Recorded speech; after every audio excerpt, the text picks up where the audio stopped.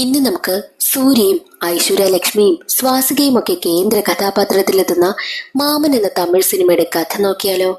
കഥയുടെ ചുരുക്കം എന്തെന്നാൽ 10 വർഷം കാത്തിരുന്ന് നായകനായ ഇമ്പയുടെ സഹോദരിക്ക് ഒരു കുഞ്ഞ് ജനിക്കുന്നു. ആ കുഞ്ഞിനെ വളർത്തുന്നതെല്ലാം ഇമ്പയാണ്. കുഞ്ഞാണെങ്കിൽ ഇമ്പയില്ലാതെ ജീവിക്കില്ല എന്ന് തന്നെ പറയാം. ഒടുവിൽ ഇമ്പ കല്യാണം കഴിക്കുന്നു. ആദ്യ രാത്രി പോലും ഇമ്പയുടെ അടുത്ത് കിടക്കണമെന്നാണ് ആ കുട്ടിയുടെ വാശിയും. സഹോദരിയും മകനും കാരണം ഇമ്പയുടെ കുടുംബ ജീവിതത്തിൽ പ്രശ്നങ്ങൾ ഉണ്ടാകുവാനായും തുടങ്ങി. അതെന്തെന്നൊക്കെ അറിയണ്ടേ? എങ്കിൽ നമുക്ക് വേഗം സിനിമയുടെ കഥയിലേക്ക് കടക്കാം. വീഡിയോയിലേക്ക് കടക്കുന്നതിന് മുൻപ് ഒരു കാര്യം പറയാനുണ്ടേ. നമ്മളിപ്പോൾ കണ്ടിട്ട് കുറെ നാളായല്ലേ? അതിനും ഒരു കാരണമുണ്ട്. എന്തെന്നല്ലേ? എന്റെ കൈ ഒടിഞ്ഞിരിക്കുക. എന്റെ വീട്ടിലെ ബാത്റൂം എനിക്ക് ചെറിയൊരു പണി തന്നു. അത് കാരണമാണ് ഇത്രയും ദിവസം ഞാൻ വീഡിയോ ഇടാതിരുന്നത്. എന്നാലും ഇന്ന് ഞാൻ കഷ്ടപ്പെട്ട് നിങ്ങൾക്ക് വേണ്ടിയിട്ട് ഒരു വീഡിയോ എഡിറ്റ് ചെയ്ത് കൊണ്ടുവരിക. നിങ്ങൾക്ക് ഇഷ്ടമായാൽ ഒന്ന് ലൈക്ക് ചെയ്ത് സപ്പോർട്ട് ചെയ്യാൻ മറക്കരുതേ. പഴയതുപോലുള്ള സപ്പോർട്ട് ഞാൻ വീണ്ടും പ്രതീക്ഷിക്കുന്നുണ്ട്. പിന്നെ ചാനൽ ആദ്യമായിട്ട് വരികയാണെങ്കിൽ ഒന്ന് സബ്സ്ക്രൈബ് ചെയ്യാനും മറക്കരുതേ. എങ്കിൽ നമുക്ക് വേഗം വീഡിയോയിലേക്ക് കിടക്കാം. സിനിമയുടെ തുടക്കത്തിൽ കാണിക്കുന്നത് ഒരു പെൺകുട്ടിയുടെ വളകാപ്പ് ചടങ്ങാണ്. ആ ചടങ്ങില് ആ പെൺകുട്ടിക്ക് ഒരാളാണെങ്കിൽ തുണയായിട്ട് നിൽക്കണമല്ലോ. അത് നിൽക്കേണ്ടത് മറ്റാരുമല്ല, നമ്മുടെ കഥയിലെ പ്രധാന കഥാപാത്രമായ ഗിരിജയാണ്. എന്നാൽ ഈ ഗിരിജയാണെങ്കിൽ ഈ ചടങ്ങിനൊന്നും പങ്കെടുക്കാതെ മാറി നിൽക്കുന്നുമുണ്ട്. അതിന് പിന്നിലൊരു കാരണമുണ്ട്.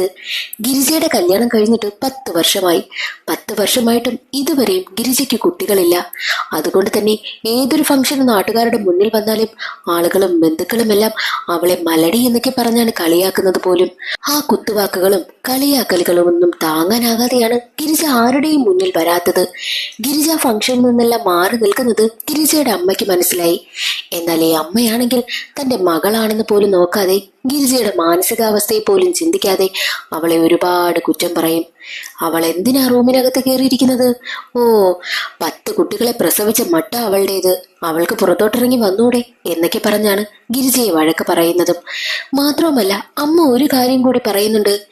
നമ്മളാരും വിളിച്ചാൽ അവൾ വരത്തില്ല, അവളുടെ സഹോദരൻ വിളിച്ചാൽ മാത്രമേ അവൾ ഇറങ്ങി വരത്തുള്ളൂ എന്നുള്ള കാര്യം അമ്മ പറയുന്നു.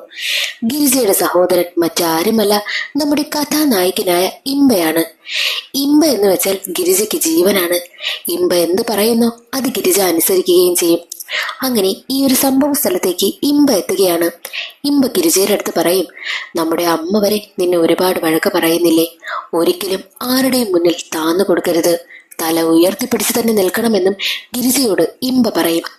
ഇമ്പ പറയുന്നത് കേട്ടിട്ടും ഗിരിജയ്ക്കാണെങ്കിൽ അമ്മയോട് വല്ലാത്ത ദേഷ്യം തോന്നി അമ്മയെ വഴക്ക് പറയുവാനായിട്ടാണ് ഗിരിജ ഇറങ്ങി ചെല്ലുന്നത്. അവിടേക്ക് എത്തുന്ന സമയത്ത് ഗിരിജ വൊമിറ്റ് ചെയ്യും. സംഭവം എന്തെന്നാൽ ഗിരിജ പ്രഗ്നന്റ് ആണെന്നാണ് എല്ലാവരുടെയും സംശയം. എല്ലാവരും പറയുന്നത് അവൾ പ്രഗ്നന്റ് ആണെന്നാ തോന്നുന്നത് എന്നൊക്കെയാ. ഗിരിജയെ എല്ലാവരും വളകാപ്പ് ചടങ്ങിലേക്ക് വിളിച്ചത് തന്നെ വളകാപ്പ് ചടങ്ങിൽ പങ്കെടുത്തു കഴിഞ്ഞാൽ കുട്ടികൾ ഉണ്ടാകാത്തവർക്ക് പെട്ടെന്ന് തന്നെ കുട്ടികൾ ഉണ്ടാകും എന്നുള്ളൊരു ഐതിഹ്യം നിലനിൽക്കുന്നത് കൊണ്ടാണെന്നാണ് നാട്ടുകാരെല്ലാവരും പറയുന്നത്. ഗിരിജ വൊമിറ്റ് ചെയ്തതോടുകൂടി എല്ലാവരും ഗിരിജ പ്രഗ്നന്റ് ആണെന്ന് കരുതി.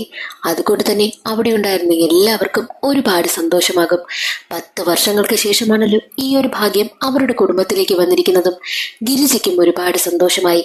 അതുപോലെ തന്നെ ഇമ്പയ്ക്കും സന്തോഷമാവുകയാണ്. അടുത്ത ദിവസം രാവിലെ തന്നെ ഗിരിജയും കൊണ്ട് ഇമ്പ ഹോസ്പിറ്റലിലേക്ക് പോകും. ഹോസ്പിറ്റലിൽ ചെന്ന് ചെക്ക് ചെയ്യുന്ന സമയത്താണ് ഡോക്ടർ ചോദിക്കുന്നത്, നിങ്ങൾ എങ്ങനെയാ പ്രഗ്നന്റ് ആണെന്ന് അറിഞ്ഞത്? അതിന് മറുപടിയായിട്ട് ഗിരിജ പറയുന്നത്, ദേ ഞാൻ ടെസ്റ്റ് ചെയ്ത് നോക്കിയെന്ന് പറഞ്ഞ് ആ ഒരു പ്രഗ്നൻസി കിറ്റ് ഡോക്ടറിനെ കാണിച്ചു കൊടുക്കും. എന്നാൽ ഡോക്ടർ എത്ര പരിശോധിച്ച് നോക്കിയിട്ടും കുഞ്ഞു വയറ്റിലുള്ളതിന്റെ ഒരുവിധ സാന്നിധ്യവും കാണിക്കുന്നതേയില്ല. അത് കേട്ടതും ഗിരിജയ്ക്ക് വല്ലാതെ ടെൻഷനാകുവാനായും തുടങ്ങി. ഗിരിജ കരയുകയാണ്. കാരണം 10 വർഷമായില്ലേ അവർക്കൊരു കുഞ്ഞ് ജനിച്ചിട്ട്. എന്നാൽ അങ്ങനെ ഒരു ഭാഗ്യം കിട്ടിയിട്ട് അത് നഷ്ടമാകുന്നത് പോലെയാണല്ലോ ഇപ്പോൾ ഗിരിജയ്ക്ക് ഫീൽ ചെയ്യുന്നതും. ഗിരിജയ്ക്കാണെങ്കിൽ അത് വിശ്വസിക്കാനേ പറ്റുന്നില്ല. എന്നാൽ അതേ സമയം തന്നെ അവിടെ ഉണ്ടായിരുന്ന ജൂനിയർ ഡോക്ടറായ രേഖ വരുന്നു. രേഖയാണ് നമ്മുടെ കഥാനായിക. രേഖയാണെങ്കിൽ വിവരങ്ങളെല്ലാം അറിയുകയാണ്. മാത്രവുമല്ല 10 വർഷങ്ങളായിട്ട് ഇവർക്ക് കുട്ടികളൊന്നുമില്ലല്ലോ. അതുകൊണ്ട് തന്നെ ടെൻഷനായിരിക്കുന്ന ഗിരിജയെ കാണുമ്പോൾ രേഖ അവരെ സമാധാനിപ്പിക്കും. മാത്രവുമല്ല, ഒരു സ്കാൻ ചെയ്ത് നോക്കാം, നിറയെ വെള്ളമൊക്കെ കുടിച്ചിട്ടിരിക്കുവാനായിട്ടും രേഖ പറയും. അങ്ങനെ സ്കാൻ ചെയ്ത് നോക്കുന്ന സമയത്ത് ഭാഗ്യത്തിന് ഗിരിജ പ്രഗ്നന്റ് ആണ്. ആ ഒരു വിവരം രേഖയാണെങ്കിൽ അവരോട് പറയും. എല്ലാവർക്കും സന്തോഷമായി. ഗിരിജയെ ഹോസ്പിറ്റലിലേക്ക് കൊണ്ടുവന്നത് തന്നെ ഇമ്പയാണ്. മാത്രവുമല്ല, ഗിരിജയുടെ കാര്യങ്ങളെല്ലാം അത്ര നന്നായിട്ട് നോക്കുന്നതും ഇമ്പയായിരുന്നു. അതുകൊണ്ട് തന്നെ ഇമ്പയുടെ പ്രവൃത്തികളെല്ലാം കാണുന്ന രേഖയ്ക്ക് ഇമ്പയോട് പ്രണയമൊക്കെ തോന്നും. ഈ ഇമ്പയ്ക്ക് ഗിരിജയോട് അത്ര സ്നേഹം തോന്നാനായിട്ട് കാരണം ഇമ്പ ജനിച്ച സമയം തന്നെയായിരുന്നു ഇമ്പയുടെ അച്ഛനും മരണപ്പെട്ടു പോയത്. അതിനുശേഷം ഇമ്പയെ വളർത്തിയതെല്ലാം അമ്മയും ചേച്ചിയും ചേർന്നാണ്. അതുകൊണ്ട് തന്നെ ഇമ്പയുടെ ലോകം തന്നെ ഇമ്പയുടെ അമ്മയും ചേച്ചിയുമാണ്. ചേച്ചിയോടൊപ്പമാണല്ലോ കുട്ടിക്കാലം മുതലേ വളർന്നതും. അതുകൊണ്ട് തന്നെ ചേച്ചി പറയുന്നതിനപ്പുറം ഇമ്പ പോകത്തേയില്ല. ചേച്ചി അത്രയ്ക്ക് ജീവനാണ്. ഗിരിജ പ്രഗ്നന്റ് ആണെന്ന് അറിഞ്ഞതും ഏറ്റവും കൂടുതൽ സന്തോഷമായത് ഇമ്പയ്ക്കായിരുന്നു. ഗിരിജയുടെ ഭർത്താവിനേക്കാൾ കൂടുതൽ സന്തോഷിച്ചതും ഇമ്പയായിരുന്നു. പിന്നീടുള്ള ദിവസങ്ങളിലെല്ലാം ഗിരിജയുടെ കാര്യങ്ങളെല്ലാം നന്നായി നോക്കുന്നത് ഇമ്പയാണ്. ഗിരിജയുടെ ഭർത്താവ് നോക്കുന്നതിനേക്കാൾ കൂടുതൽ നന്നായിട്ട് ഗിരിജയെ ഇമ്പയായിരുന്നു നോക്കിയതും. അങ്ങനെ ഗിരിജയുടെ വളകാപ്പ് ചടങ്ങെത്തി. ആ ഒരു ചടങ്ങില് അച്ഛന്റെ സ്ഥാനത്ത് നിന്ന് എല്ലാ കാര്യങ്ങളും ചെയ്തത് ഇമ്പയായിരുന്നു. അങ്ങനെ ഗിരിജ ഒരാൺകുഞ്ഞിന് ജന്മം നൽകുകയാണ്. അക്കാര്യം ഡോക്ടർ പുറത്തു വന്ന് പറയും. അത് കേട്ട് ഇമ്പയ്ക്ക് ഒരുപാട് സന്തോഷമാകും. ഞാനായിരിക്കണം കുഞ്ഞിനെ ഏറ്റുവാങ്ങേണ്ടത് എന്നായിരുന്നു ഇമ്പയുടെ മനസ്സിലെ ആഗ്രഹവും. അതിനു വേണ്ടിയിട്ട് ഗിരിജയുടെ ഭർത്താവിനേക്കാൾ മുന്നിൽ ഇമ്പ വന്ന് നിൽക്കുകയാണ്. ഇമ്പ കുഞ്ഞിനെ ഏറ്റുവാങ്ങുന്നതാണ് എല്ലാവർക്കും താല്പര്യവും. എന്നാൽ അതേ സമയം തന്നെ എല്ലാവരും പറയുന്നത് ഗിരിജയുടെ കുഞ്ഞ് ജനിച്ച സമയത്ത് പൊക്കിൽ കൊടി ചുറ്റിയാണ് ജനിച്ചതും. അതുകൊണ്ട് തന്നെ അമ്മാവൻ കുഞ്ഞിനെ ഏറ്റുവാങ്ങിക്കൂടാ, അമ്മാവനത് ദോഷമാണെന്ന് എല്ലാവരും പറയുന്നത് കൊണ്ട് തന്നെ അമ്മാവനെ എല്ലാവരും മാറ്റി നിർത്തുന്നു. ഇമ്പയ്ക്കാണെങ്കിൽ അത് സഹിക്കാനാകുമോ? ഇമ്പ മാറിയിരുന്ന് കരയും. അതേ സ്ഥലത്തേക്ക് നമ്മുടെ രേഖ നടന്നു വരികയാണ്. വിവരം എത്തുന്ന സമയത്ത് ഇമ്പ പറയുന്നത് കുഞ്ഞ് ജനിച്ചപ്പോഴേ പൊക്കിൽ കൂടി ചുറ്റിയാ ജനിച്ചതെന്നാ പറയുന്നേ. അതുകൊണ്ട് അമ്മാവന് ദോഷമാ, എന്നോട് കുഞ്ഞിനെ ഏറ്റുവാങ്ങണ്ടെന്നാ എല്ലാവരും പറയുന്നതെന്ന് കരഞ്ഞുകൊണ്ട് ഇമ്പ പറയും. അത് കേട്ട് രേഖ പറയുന്നത്, ഇന്നത്തെ കാലത്തും നിങ്ങൾ ഇതൊക്കെ വിശ്വസിക്കുകയാണോ? പഴയ കാലത്തെ ആളുകളൊക്കെ പറയുന്ന കാര്യങ്ങളല്ലേ ഇത്? നിങ്ങൾ ഇതൊന്നും കണക്കാക്കണ്ട. ഈ കുഞ്ഞിനെ ഏറ്റവും കൂടുതൽ ആഗ്രഹിച്ചത് നിങ്ങൾ തന്നെയല്ലേ? പോയി ധൈര്യമായിട്ട് കുഞ്ഞിനെ ഏറ്റുവാങ്ങുവാനായിട്ടും രേഖ പറയുന്നു. രേഖ പറയുന്നത് കേട്ട് സന്തോഷത്തിൽ ഇമ്പ അവിടേക്കെത്തും. എന്നിട്ട് അച്ഛന്റെ സ്ഥാനത്ത് നിന്ന് കുഞ്ഞിനെ ഏറ്റുവാങ്ങിയത് ഇമ്പയായിരുന്നു. ഇമ്പയ്ക്ക് ഒരുപാട് സന്തോഷമാകും. പിന്നീടുള്ള ദിവസങ്ങളിലെല്ലാം ഗിരിജയുടെ കുഞ്ഞിന്റെ കാര്യങ്ങളൊക്കെ നോക്കുന്നത് ഇമ്പയാണ്. കുഞ്ഞിനവർ ലഡ്ഡു എന്ന് പേര് നൽകി. പിന്നീട് കുഞ്ഞിന്റെ വളർച്ചയിലെല്ലാം ഏറ്റവും കൂടുതൽ പങ്ക് വഹിച്ചത് തന്നെ ഇമ്പ തന്നെയാണ്. കുഞ്ഞിന്റെ ഏറ്റവും ശ്രദ്ധ കാര്യം നോക്കുന്നതും ഇമ്പയാണ്. ആ നാട്ടിലുള്ള എല്ലാവരും കണ്ണു വയ്ക്കും വിധമായിരുന്നു ഇമ്പയുടെയും ലഡ്ഡുവിന്റെയും സ്നേഹം. ഒരു മാമനും ഒരിക്കലും ഇത്രയും സ്നേഹിച്ചൊരു കുഞ്ഞിനെ വളർത്തത്തേയില്ല. അത്രയ്ക്ക് നല്ല രീതിയിലാണ് ലഡ്ഡുവും ഇമ്പയും വളരുന്നത്. ഗിരിജയ്ക്ക് വിട്ടുകൊടുക്കാതെ കുഞ്ഞിന്റെ കാര്യങ്ങളെല്ലാം ഏറ്റവും സെറ്റ് നോക്കുന്നത് ഇമ്പയാണല്ലോ. കുഞ്ഞിനെ കുളിപ്പിക്കുന്നതും ഭക്ഷണം കൊടുക്കുന്നതും എല്ലാം ഇമ്പ തന്നെയാണ്. അതിനിടയിൽ വെച്ച് ഈ ഇമ്പയ്ക്കും രേഖയ്ക്കും ഇടയിൽ പ്രണയമൊക്കെ വളർന്നു വരുന്നു. അങ്ങനെ പതിയെ പതിയെ ലഡു വളർന്ന് സ്കൂളിൽ പോകുന്ന പ്രായമായി. ഇമ്പ തന്നെയാണ് അവനെ സ്കൂളിൽ കൊണ്ടുവിടുന്നതും എല്ലാ കാര്യങ്ങളും ചെയ്യുന്നതും. സ്കൂളിൽ പഠിക്കുന്ന ലഡുവാണെങ്കിൽ നന്നായിട്ട് പഠിക്കത്തൊന്നുമില്ല, പക്ഷേ നല്ല വികൃതിയാണ്. കുട്ടികളെയൊക്കെ ഉപദ്രവിക്കുക, ടീച്ചേഴ്സ് പറയുന്നതൊന്നും കേൾക്കില്ല. അങ്ങനെ പല പ്രവൃത്തികളും നമ്മുടെ ലഡുവിന്റെ കയ്യിലുണ്ട്. അതുകൊണ്ട് തന്നെ ഒരിക്കൽ പ്രിൻസിപ്പാൾ ആണെങ്കിൽ ഇമ്പയെ വിളിച്ചിട്ട് ലഡുവിനെ പറ്റി ഒരുപാട് പരാതികൾ പറയും. അത് കേട്ട് ഇമ്പ ലഡുവിനെ മാറ്റി നിർത്തിയിട്ട്, എന്താടാ ഞാൻ ഈ കേൾക്കുന്നത്? നീ എന്തിനാ ഇങ്ങനെയൊക്കെ കാണിക്കുന്നത്? സ്കൂളിൽ വന്നാൽ മര്യാദയ്ക്ക് പഠിക്കാൻ നോക്ക്. ഈ കാര്യങ്ങളൊക്കെ നിന്റെ അമ്മ അറിഞ്ഞാൽ എന്താകുമെന്ന് അറിയാമല്ലോ എന്നൊക്കെ പറഞ്ഞ് ലഡുവിനെ ഒരുപാട് ഉപദേശിക്കും. എന്നാൽ ഒരിക്കൽ സ്കൂളിൽ ചെറിയൊരു പ്രശ്നം നടക്കും. എന്നാൽ കുറച്ച് റൗഡി പയ്യന്മാർ വന്നിട്ട് അവിടെയുള്ള ടീച്ചറിനെ വല്ലാതെ ടോർച്ചർ ചെയ്യും. ഇത് കാണുന്ന ലഡുവാണെങ്കിൽ അവരുടെ അടുത്തേക്ക് എത്തിയിട്ട്, ദേ എന്റെ മാമനോട് പറഞ്ഞാലുണ്ടല്ലോ നിങ്ങളെയൊക്കെ ശരിയാക്കുമെന്ന് പറയും. എന്നാൽ അത് കേട്ട റൗഡി പയ്യന്മാരാണെങ്കിൽ ദേഷ്യം വന്ന് അവന്റെ തലക്കിട്ടൊരു കൊട്ടും കൊടുത്ത് അവിടെ നിന്ന് പറഞ്ഞു വിടുന്നു. എന്നും അവനെ സ്കൂളിൽ നിന്ന് വിളിക്കാനായി എത്തുന്നത് ഇമ്പയാണല്ലോ. അതുകൊണ്ട് തന്നെ നേരെ ചെന്ന് ഇമ്പയോട് ലഡു ആ കാര്യം പറയും. ഇമ്പയ്ക്കാണെങ്കിൽ തല്ലിനും വഴക്കിനും ഒന്നും താല്പര്യമില്ല. പക്ഷേ ലഡുവിനോട് അവരങ്ങനെ കാണിച്ചെന്ന് കേട്ടപ്പോൾ ഇമ്പയ്ക്ക് വല്ലാതെ ദേഷ്യം വന്നു. ഇമ്പ പോയിട്ട് ആ റൗഡി പയ്യന്മാരെ ഒരുപാട് കൊടുക്കും. പെൺകുട്ടികളോട് മോശമായി പെരുമാറുന്നോടാ എന്നൊക്കെ ചോദിച്ചാണ് ഇമ്പ അവരെ തല്ലുന്നത്. അതിനുശേഷം നേരെ ലഡുവിനടുത്ത് വന്നിട്ട്, ദേ ഇവിടെ നടന്ന കാര്യങ്ങളൊന്നും നീ പോയി അമ്മയോട് പറയരുത്. നിന്റെ അമ്മ അറിഞ്ഞാൽ എന്തായിരിക്കും നടക്കുന്നതെന്ന് അറിയാമല്ലോ. മാത്രമല്ല തല്ലയ്ക്ക് കൂടുന്നത് തെറ്റാ. അതുകൊണ്ട് ഇവിടെ നടന്ന കാര്യങ്ങളെല്ലാം മറന്നേക്കണം. ഇങ്ങനെയൊന്നും ഒരിക്കലും ചെയ്യരുത് എന്നുള്ള കാര്യവും ഇമ്പ ലഡുവിനെ പറഞ്ഞ് മനസ്സിലാക്കുന്നു. ഒരിക്കൽ രേഖ ഇമ്പയെ വിളിച്ചിട്ട്, ഞാൻ നമ്മുടെ കാര്യം അച്ഛനോടും അമ്മയോടും പറഞ്ഞു എന്നുള്ളത് ഇമ്പയോട് പറയുന്നു. രേഖ തന്റെ വീട്ടിൽ വിവരം അറിയിച്ചത് കേട്ട് ഇമ്പയ്ക്കും തന്റെ വീട്ടിൽ കാര്യങ്ങളെല്ലാം അവതരിപ്പിക്കണമെന്നും ആഗ്രഹമുണ്ടായി. അതുകൊണ്ട് തന്നെ ഇമ്പ നേരെ തന്റെ വീട്ടിൽ ചേച്ചിയോടും അമ്മയോടുമെല്ലാം രേഖയെ തനിക്ക് ഇഷ്ടമാണെന്നുള്ള കാര്യം അവതരിപ്പിക്കുന്നു. എല്ലാവർക്കും രേഖയെ ഇഷ്ടമായതുകൊണ്ട് തന്നെ അവരുടെ വിവാഹത്തിനും എല്ലാവരും സമ്മതിക്കും. അങ്ങനെ രേഖയുടെയും ഇമ്പയുടെയും വിവാഹ നിശ്ചയവും കഴിഞ്ഞു. വിവാഹ നിശ്ചയം കഴിഞ്ഞ് 1 മാസത്തിനകം തന്നെ അവരുടെ വിവാഹവും കഴിയുകയാണ്. വിവാഹമൊക്കെ മംഗളകരമായിട്ട് നടന്നു. എല്ലാവർക്കും സന്തോഷമായി. അന്നേ ദിവസം ഇമ്പയുടെയും രേഖയുടെയും ഫസ്റ്റ് നൈറ്റ് ആണല്ലോ. രേഖ സന്തോഷത്തിൽ സുന്ദരിയായി ഒരുങ്ങി 1 ഗ്ലാസ് പാലുമായിട്ട് റൂമിലേക്ക് വരും. എന്നാൽ റൂമിലാണെങ്കിൽ ലഡ്ഡു കിടപ്പുണ്ട്. ലഡ്ഡു എന്നും ഇമ്പയ്ക്കൊപ്പമാണല്ലോ കിടന്നുറങ്ങാറ്. കുഞ്ഞിലെ മുതൽ അതാണ് ശീലവും. ഇമ്പ പഠിപ്പിച്ചതാണ്. അതുകൊണ്ട് തന്നെ ഇമ്പയുടെ അടുത്ത് നിന്ന് മാറുവാൻ പോലും ലഡ്ഡുവിന് സാധിക്കത്തില്ല. ലഡ്ഡു ആണെങ്കിൽ കരച്ചിലാണ്. അതുകൊണ്ട് തന്നെ ലഡ്ഡു അവിടെ കിടന്നുറങ്ങുകയാണ്. റൂമിലേക്ക് എത്തിയ രേഖയ്ക്ക് അതത്ര ഇഷ്ടപ്പെട്ടതേയില്ല. ലഡ്ഡുവിനെ മാറ്റുവാനായി ശ്രമിച്ചിട്ട് നടക്കുന്നതുമില്ല. ലഡ്ഡു ഒരിക്കലും മറ്റൊരു സ്ഥലത്ത് പോയി കിടക്കുന്നതുമില്ല. അത് കാരണം ഇമ്പയ്ക്കും വല്ലാത്ത സങ്കടം. ഇമ്പ മനസ്സിൽ പറയുന്നുണ്ട്, എന്റെ ഏറ്റവും നല്ല ദിവസവും നീ കുളമാക്കിയല്ലോടാ എന്നൊക്കെ ചിന്തിച്ചു കൊണ്ടാണ് അന്നേ ദിവസം 3 പേരും ആ ഒരു കട്ടിൽ കിടക്കുന്നതും. രേഖയ്ക്കാണെങ്കിൽ വല്ലാത്ത ദേഷ്യമായിരുന്നു. ശരി, ഇന്നൊരു ദിവസം ഇങ്ങനെ പോയി, അടുത്ത ദിവസമെങ്കിലും ഓക്കെ ആകുമെന്നും രേഖ കരുതി. എവിടെ ഓക്കെ ആകാൻ, അടുത്ത ദിവസവും ഇത് തന്നെയാണ്. ലഡ്ഡു ആണെങ്കിൽ ഇമ്പയ്ക്കടുത്ത് നിന്ന് മാറുന്നതേയില്ല. ഉറങ്ങുന്ന നേരമാകുമ്പോൾ ഇമ്പയുടെ അടുത്തേക്ക് വരും. രേഖയ്ക്കാണെങ്കിൽ അത് ഒട്ടും ഇഷ്ടമാകുന്നതുമില്ല. ദിവസങ്ങൾ കടന്നു പോകെ അത് കൂടിക്കൂടി വന്നുകൊണ്ടേയിരുന്നു. രേഖയ്ക്കാണെങ്കിൽ ഒന്നും പറയാനും പറ്റുന്നില്ല, ഒന്നും പ്രതികരിക്കാനും പറ്റുന്നില്ല. അതുകൊണ്ട് തന്നെ പതിയെ പതിയെ ആ വീട്ടിലുള്ള ആരോടും അവൾ സഹകരിക്കാതെയായി. പ്രത്യേകിച്ച് ഇമ്പയോട് അവൾക്ക് വല്ലാത്ത ദേഷ്യവും. മാത്രമല്ല അവൾ അവളുടെ കാര്യങ്ങൾ നോക്കും, അവളുടെ ജോലിക്ക് പോകും, വീട്ടിലേക്ക് വരും. അല്ലാതെ ആരോടും അവൾ മിണ്ടുന്നതേയില്ല. പാവം ഇമ്പ. ഇമ്പയ്ക്ക് എന്ത് ചെയ്യാനാ? അവന് കുഞ്ഞിനോട് പറഞ്ഞു നോക്കാനല്ലേ പറ്റൂ. പറഞ്ഞു നോക്കിയിട്ടും കുഞ്ഞ് കേൾക്കുന്നതുമില്ല. രേഖയ്ക്കാണെങ്കിൽ വല്ലാത്ത ദേഷ്യവും. പതിയെ പതിയെ അവൾ ലഡുവിനെ വെറുക്കുവാനായും തുടങ്ങി. ഇതെല്ലാം ഇമ്പയുടെ അമ്മയ്ക്ക് മനസ്സിലാകുന്നുണ്ട്. ഇമ്പയുടെ അമ്മ പതിയെ ഗിരിജയെ വിളിച്ചിട്ട് കാര്യങ്ങളെല്ലാം അവതരിപ്പിക്കും. നിന്റെ മകനെ കാരണമാ എന്റെ മരുമകൾക്ക് ഇപ്പോൾ വല്ലാത്ത സങ്കടവും. അവളുടെ പെരുമാറ്റമൊക്കെ ഇപ്പോൾ മാറി വരികയാണ്. നീ നിന്റെ മകനെ നിന്റെ വീട്ടിലേക്ക് കൂട്ടിക്കൊണ്ടുപോകും. നിന്റെ മകൻ ഇവിടെ നിൽക്കുന്നത് കൊണ്ടാ എന്റെ മകനും മരുമകൾക്കും ഇടയിൽ ഒരുപാട് പ്രശ്നങ്ങൾ ഉണ്ടാകുന്നതും. നിന്റെ മകനെ എന്തിനാ നീ ഇവിടെ നിർത്തിയിരിക്കുന്നതെന്നും അമ്മ പറയുന്നു. അത് കേട്ടതും ഗിരിജയ്ക്ക് വല്ലാത്ത ദേഷ്യം വരും. ഗിരിജ പറയുന്നത്, എന്റെ കുഞ്ഞ് ജനിച്ച സമയത്ത് ഞാനാണോ നിങ്ങളുടെ മകനെ ഏൽപ്പിച്ചത്? നിങ്ങളുടെ മകൻ തന്നെയല്ലേ ലഡുവിനെ എടുത്തുകൊണ്ടുപോയി അവനെ നോക്കിക്കൊള്ളാമെന്ന് പറഞ്ഞ് അവന്റെ A to Z കാര്യങ്ങൾ നോക്കി അവനെ അടുത്ത് വെച്ച് കിടത്തിയതും ഞാനല്ലല്ലോ എന്നൊക്കെയുള്ള കാര്യം ഗിരിജ പറയുന്നു. അമ്മയും മകളും തമ്മിൽ ഏകദേശം നല്ല രീതിയിൽ വഴക്ക് നടക്കാനുള്ള ചാൻസും ഉണ്ടായിരുന്നു. എന്നാൽ അതേ സമയം തന്നെ ഗിരിജയോട് അമ്മ പറയും, നിന്റെ മകനാണെങ്കിൽ മാറിക്കിടക്കുന്നില്ലല്ലോ, അവനെന്തോ മാനസികമായിട്ടുള്ള പ്രശ്നമുണ്ട്. അവനെ ഏതെങ്കിലും ഡോക്ടറിനെ കൊണ്ടുവന്ന് കാണിച്ച് കൗൺസിലിംഗ് ഒക്കെ കൊടുത്താൽ ചിലപ്പോൾ ശരിയാകുമെന്നും അമ്മ പറയുന്നത് കേട്ട് ഗിരിജയ്ക്ക് വല്ലാതെ ദേഷ്യം വരും.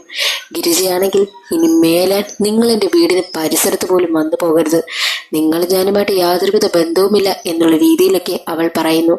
ലഡുവിനെ കൂട്ടിക്കൊണ്ടു പോകുവാനായിട്ടും ഗിരിജ തീരുമാനിക്കുകയാണ്. രേഖയാണ് ഇമ്പയുടെ അമ്മയോട് ലഡു ഹൈപ്പർ ആക്റ്റീവ് ആയിരിക്കും, അതുകൊണ്ട് നമുക്ക് കൗൺസിലിംഗ് കൊടുത്തു നോക്കിയാലോ എന്നൊക്കെയുള്ള കാര്യം പറഞ്ഞത്. അതുകൊണ്ട് തന്നെയാണ് ഗിരിജയോട് അമ്മയും അക്കാര്യം അവതരിപ്പിച്ചത്. അങ്ങനെ ഇരിക്കെ ഒരു ദിവസം ലഡുവിന്റെ കാതുകുത്ത് ചടങ്ങ് നടത്തുവാനായി പോവുകയാണ്. എന്നാൽ ലഡു ആണെങ്കിൽ മാമൻ കാതുകുത്തിയാലേ ഞാൻ കാതുകുത്തു എന്ന ഭാഷയിലായിരുന്നു. ലഡുവിന്റെ ആ ഒരു വാശി കാരണം ഇമ്പയും കാത് കുത്തുവാനായും തീരുമാനിക്കും. എന്നാൽ രേഖ പറയുന്നത്, കാതൊന്നും കുത്തരുതേ, അതൊരിക്കലും നല്ലതായിരിക്കില്ല എന്ന് പറയുമ്പോൾ അത് കേട്ട് ഗിരിജ പറയുന്നത്, എന്റെ അനുജൻ ഞാൻ പറയുന്നതാ കേൾക്കുന്നത്, അവൻ ഉറപ്പായും കാത് കുത്തും, അവൻ 2 കാതും കുത്തുമെന്നും ദേഷ്യത്തോടെ ഒരു വില്ലത്തിയെ പോലെ തന്നെയാണ് ഗിരിജ സംസാരിക്കുന്നതും. അങ്ങനെ കാതുകുത്ത് ചടങ്ങ് നടക്കുകയാണ്. ലഡുവിന് വേണ്ടിയിട്ട് ഇമ്പയും കാത് കുത്തുന്നു, അതും 2 കാതും കുത്തുകയാണ്. ചടങ്ങെല്ലാം കഴിഞ്ഞതും രേഖ ഇമ്പയുടെ അടുത്ത് വന്നിട്ട്, നിങ്ങൾ എന്തിനാ 2 കാതും കുത്തിയത്, നിങ്ങൾക്കതൊട്ടും ചേരില്ല എന്നുള്ള രീതിയിൽ സംസാരിക്കുമ്പോൾ ഗിരിജ പറയും, നിന്റെ ഭാര്യ എന്താടാ പറയുന്നത്, നിനക്ക് 2 കാതും കുത്തിയാലും ചേരില്ല എന്നല്ലേ?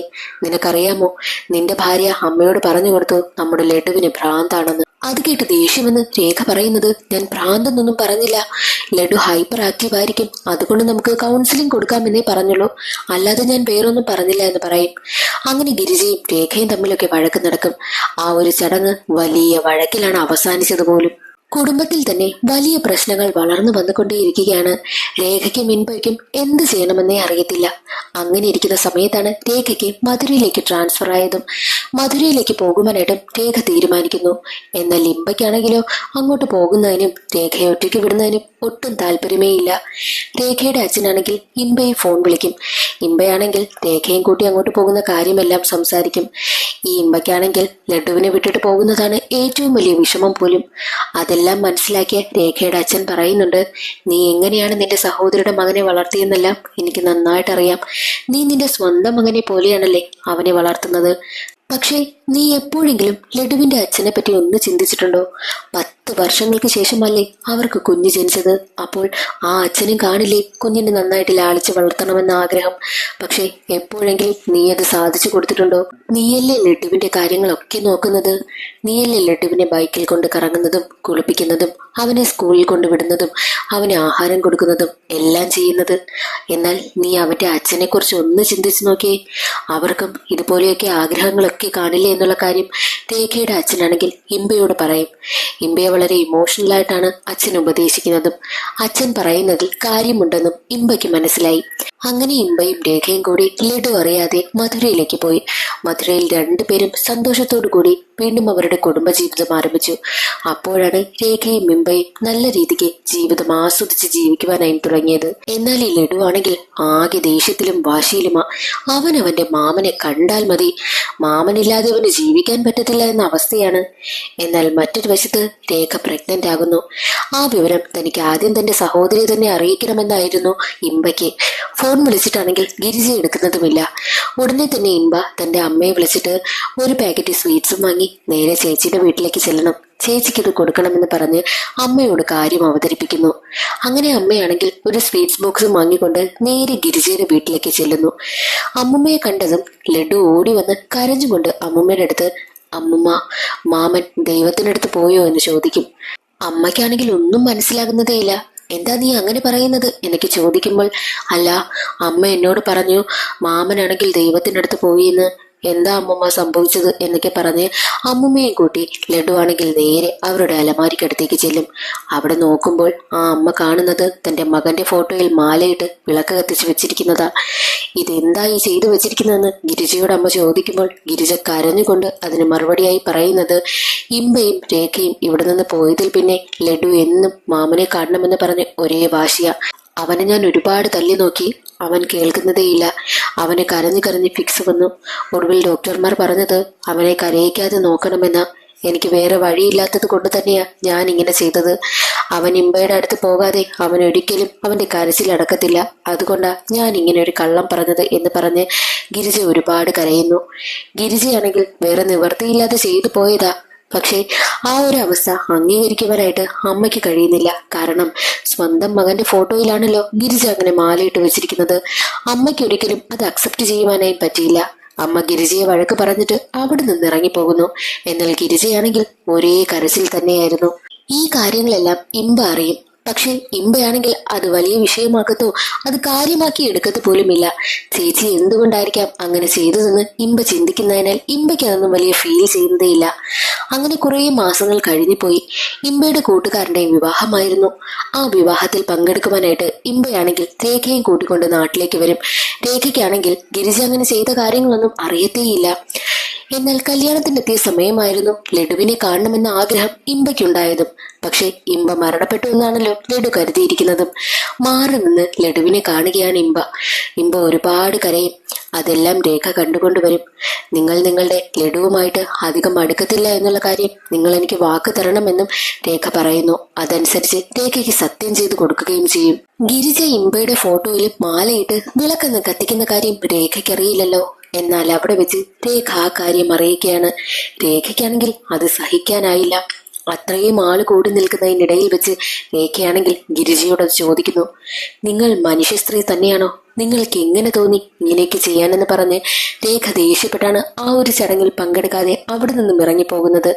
ഇനി ഗിരിജയുമായിട്ട് യാതൊരുവിധ ബന്ധവുമില്ല എന്ന് പറഞ്ഞിട്ടാണ് അവൾ ആ ഒരു ബന്ധം അവിടെ ഉപേക്ഷിച്ചിട്ടാണ് അവിടെ നിന്നും ഇറങ്ങിപ്പോകുന്നത് പോലും. എന്നാൽ ഒരിക്കൽ ഗിരിജയും ഗിരിജയുടെ ഹസ്ബൻഡും ലഡുവിനെ സ്കൂളിൽ നിന്ന് വിളിച്ചുകൊണ്ട് വരികയായിരുന്നു.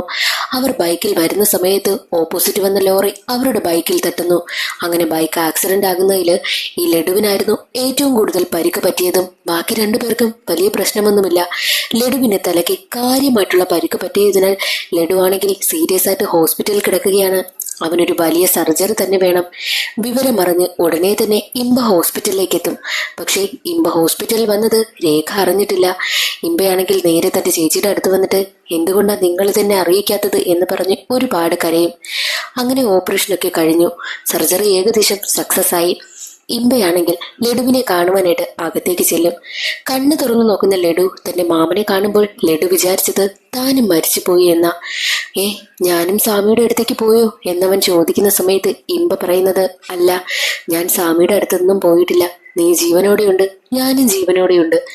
പിന്നെ എന്തിനാ അമ്മ മാമൻ സ്വാമിക്കടുത്ത് പോയെന്ന് പറഞ്ഞത് എന്ന് ലഡു ചോദിക്കുമ്പോൾ അത് വെറുതെ പറഞ്ഞതാണെന്നും ഇമ്പ പറയുന്നു. തന്റെ മാമൻ മരിച്ചിട്ടില്ല എന്നറിഞ്ഞതും ലഡുവിന് ഒരുപാട് സന്തോഷമായി.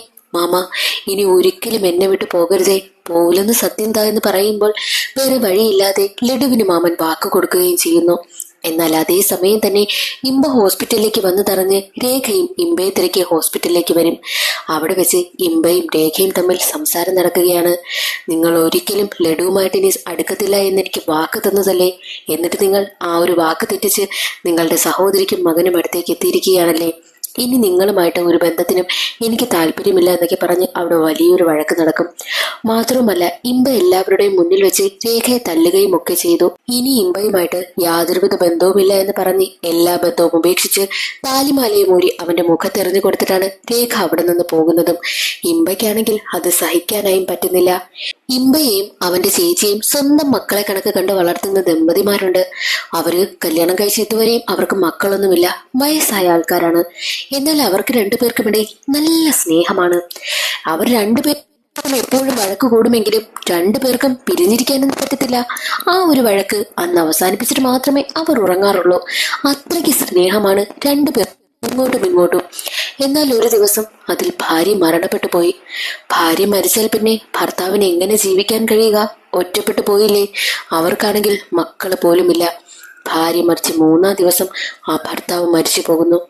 മരിക്കുന്നതിന് മുൻപ് അയാളാണെങ്കിൽ നമ്മുടെ ഇൻബയോട് കുറച്ച് കാര്യങ്ങൾ പറഞ്ഞിട്ടുണ്ട്. മരിക്കുന്നതിന് മുൻപ് ഇൻബയോട് ആ അച്ഛൻ കുറച്ച് കാര്യങ്ങൾ പറഞ്ഞിരുന്നു. നമ്മൾ ജനിക്കുന്ന സമയത്ത് ദൈവം നമ്മളോടൊപ്പം ഉണ്ടാകാൻ വേണ്ടിയിട്ടാ അമ്മയെ സൃഷ്ടിച്ചത്. എന്നാൽ ഉള്ള കാലം മുഴുവൻ അമ്മയ്ക്ക് നമ്മളോടൊപ്പം കാണാൻ പറ്റുമോ? ഇല്ല.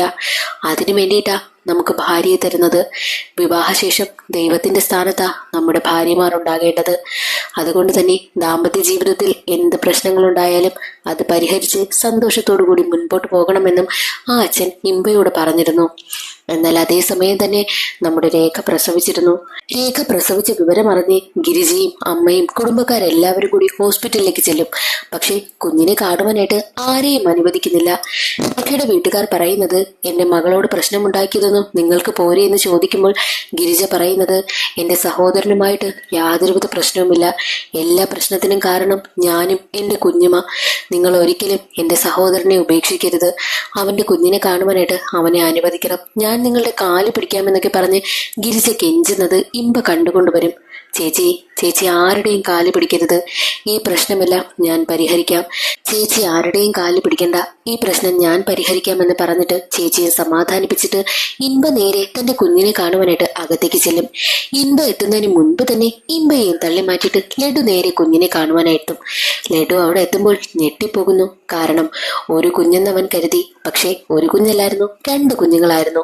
ഇൻബയ്ക്ക് ഇരട്ട കുട്ടികളാണ് ജനിച്ചിരിക്കുന്നത്. കുഞ്ഞുങ്ങളെ കണ്ട് വല്ലാതെ സന്തോഷിക്കുകയാണ് ലഡു. എങ്ങനെയാണോ ലഡു ജനിച്ച സമയത്ത് ഇൻബയ്ക്ക് സന്തോഷമുണ്ടായത്, അതുപോലെ തന്നെയാണ് കുഞ്ഞുങ്ങളെ കണ്ടതും വളരെ സന്തോഷത്തിലായ ലഡുവാണെങ്കിൽ കുഞ്ഞുങ്ങളോട് പറയും, നിങ്ങളുടെ കാര്യങ്ങളൊക്കെ ഞാൻ നോക്കും, നിങ്ങൾക്ക് ഞാൻ ചോക്ലേറ്റ് വാങ്ങിത്തരും, നിങ്ങളെ ഞാൻ കുളിപ്പിക്കും എന്നൊക്കെ വളരെ സന്തോഷത്തോടു കൂടി പറയുന്നതെല്ലാം രേഖ ശ്രദ്ധിക്കുന്നുണ്ട്. വളരെ നിഷ്കളങ്കമായിട്ടാണ് ലഡു സംസാരിക്കുന്നതും.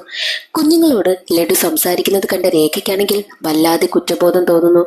കാരണം ലഡുവിനെ അവൾ ഒരുപാട് വെറുത്തിരുന്നല്ലോ. മാത്രമല്ല ലഡുവിനെ കാണാൻ പോലും ഇമ്പയെ അവൾ സമ്മതിച്ചിരുന്നില്ല. അതോർത്ത് അവൾ ഒരുപാട് കരയുകയാണ്. ഇരിക്കുകയാണ്. അതേ സമയം തന്നെയായിരുന്നു രേഖയ്ക്കടുത്തേക്ക് എത്തിയ ഇമ്പയാണെങ്കിൽ ആ ഒരു കാഴ്ചകളെല്ലാം കണ്ടിട്ട് രേഖയോട് മാപ്പ് പറയും. അവളുടെ കാല് പിടിച്ച് മാപ്പ് പറയുകയാണ്. എന്നോട് ക്ഷമിക്കണം, എന്ത് തെറ്റ് ചെയ്തിട്ടുണ്ടെങ്കിലും എനിക്ക് മാപ്പ് തരണം, എന്റെ ജീവിതത്തിലേക്ക് തിരികെ വരണമെന്നും അവൻ അവളോട് പറയുന്നു. അങ്ങനെ രേഖയാണെങ്കിൽ ഇമ്പയെ കരഞ്ഞുകൊണ്ട് കെട്ടിപ്പിടിക്കുകയാണ്. അതോടുകൂടി രണ്ടു കൂട്ടരുടെയും പ്രശ്നങ്ങളെല്ലാം അവിടെ അവസാനിക്കുകയാണ്. അങ്ങനെ രണ്ടുപേരും കുഞ്ഞുങ്ങളുമായി കുടുംബത്തോടെ സന്തോഷമായി ജീവിക്കുന്നത് കാണിച്ചുകൊണ്ട് സിനിമയുടെ കഥ അവിടെ അവസാനിക്കുന്നു. ഇന്നത്തെ ഈ ഒരു വീഡിയോ എല്ലാവർക്കും ഇഷ്ടമായെന്ന് കരുതുന്നു. ഇഷ്ടമായാൽ ഒന്ന് ലൈക്ക് ചെയ്ത് സപ്പോർട്ട് ചെയ്യാനും ചാനൽ ഇഷ്ടമായാൽ സബ്സ്ക്രൈബ് ചെയ്യാനും മറക്കരുതേ. അടുത്തൊരു സിനിമയുടെ കഥയിൽ കാണാം. അതുവരെ എല്ലാവർക്കും ബൈ.